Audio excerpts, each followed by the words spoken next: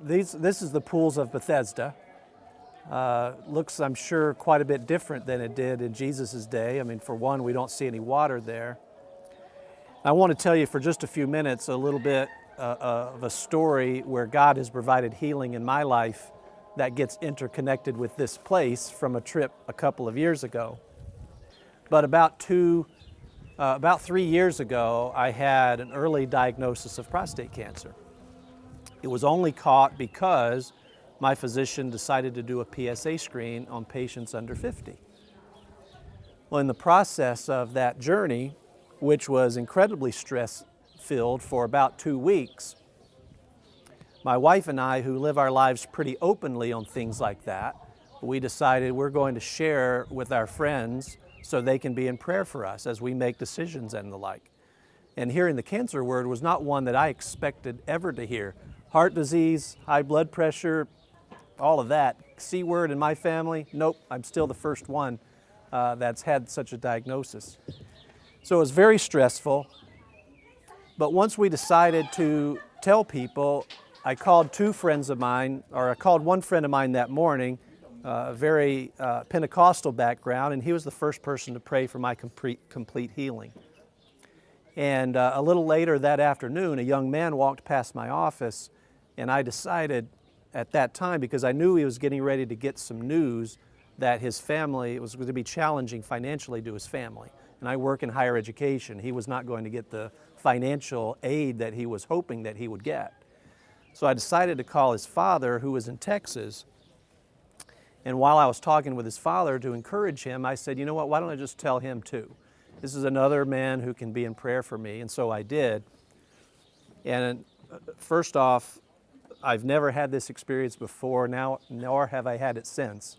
But while this man who was praying for my complete healing, I'm sitting on the phone in my office and I felt a warm prickly sensation begin in the middle of my spine, go down my spine and out the sides of my body. And of course, I'm thinking, did God spontaneously heal me from prostate cancer? But we still proceeded in faith. We still proceeded scientifically.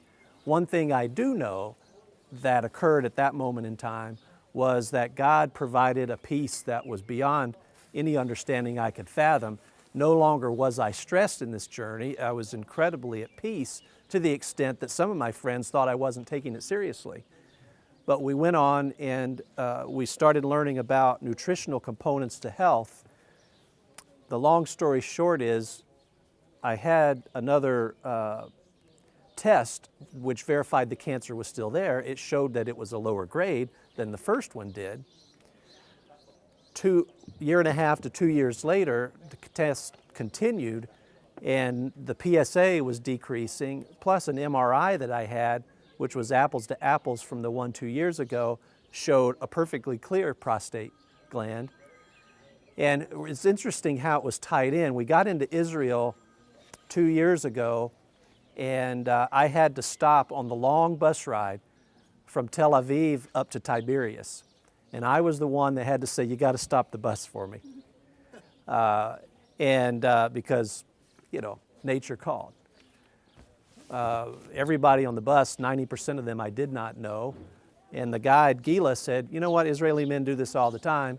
And I'm taking care of business behind a bus stop and I'm laughing hysterically because I don't know these people. They could be watching me. And plus, Jesus could have walked right here.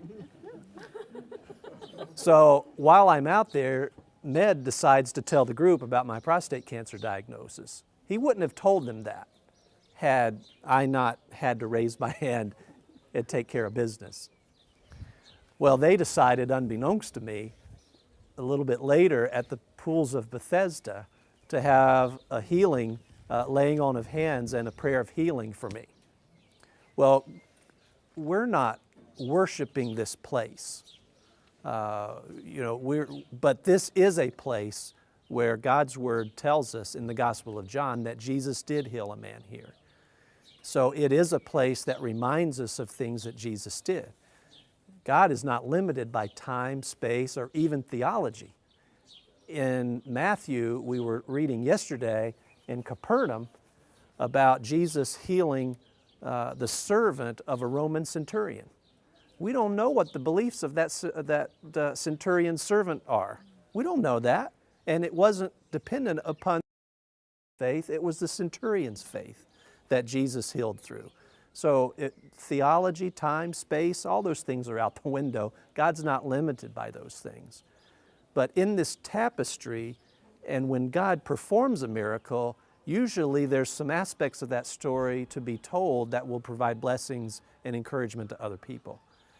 And after the prayer here, now I believe God was already providing healing to me. He provided a peace, but I believe He obviously did not cure me instantaneously, but with what I had learned from information that had been provided to us about nutritional health, we found that those types of things can fight not only this disease, but many others, if not all diseases. But after the prayer here, we're coming out of Bethlehem a couple days later, and my text was working that year. It's not working this year. But I got a text from my wife coming out of the checkpoint in Bethlehem, and my PSA had dropped like 25%. Because of taking care of business and a laying on of hands and a healing prayer here, God provided a moment in time for me and those that were with us to be participants in something that He was in the process of doing.